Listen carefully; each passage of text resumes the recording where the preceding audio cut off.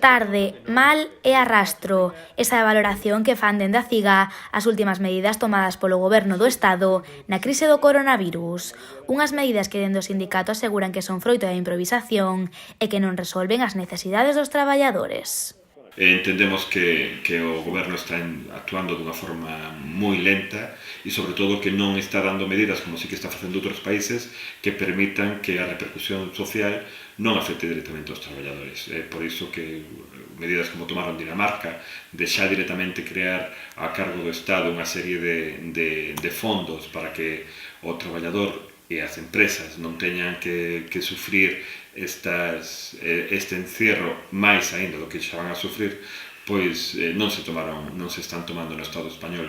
Dende UGT, sen embargo, mostran maior comprensión e entenden que estas medidas, aínda que non lles agradan por completo, si son necesarias. A afectación é intensa, evidentemente, pero o de non tomalas pois podíanos levar a unha situación moitísimo peor, co cual, pois, non temos máis remedio que coller e soportalas e buscar alternativas de futuro, alternativas para que despois estas empresas neste paro, pois programado, pois se cheguen a acordos consensuados ca representación dos traballadores para poder recuperalas e non se chegue a momentos de postas de recuperación de forma unilateral. En canto aos ERTEs, o secretario comarcal de UGT asegura que é unha boa alternativa para paliar as consecuencias económicas desta crise sanitaria. Solo temos desde o sindicato facer memoria das anteriores aplicacións que se fixeron por parte do Goberno do Partido Popular en situacións de crisis. Si é certo que non era o mesmo tipo de crise, non foi tan explosiva como esta, pero si indicar que o apoio hacia o traballador foi moito menor. E o que estamos encontrando é medidas que poden coller, paliar e satisfacer, pois, sobre todo, aqueles empregos con máis precariedade derivados das circunstancias e do produto que ahora mismo nós temos.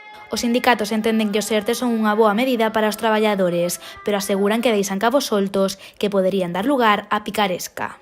Eso sempre nos está generando unha indefensión por parte dos traballadores e das traballadoras, porque sabemos que a larga van a ser quen o vayan a sufrir.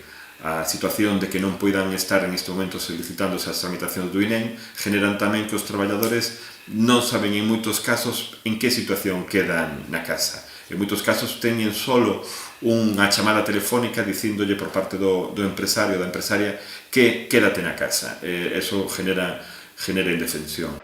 Pola súa banda, dende Comisións Obreiras aseguran que moitas empresas non estaban a cumprir as medidas básicas de prevención e, polo tanto, valoran positivamente o cese das actividades laborais que non son esenciais. Ademais, dende este sindicato lamentan que algunhas empresas leven a cabo despedimentos ao excluir dos ERTEs aos traballadores con contrato temporal.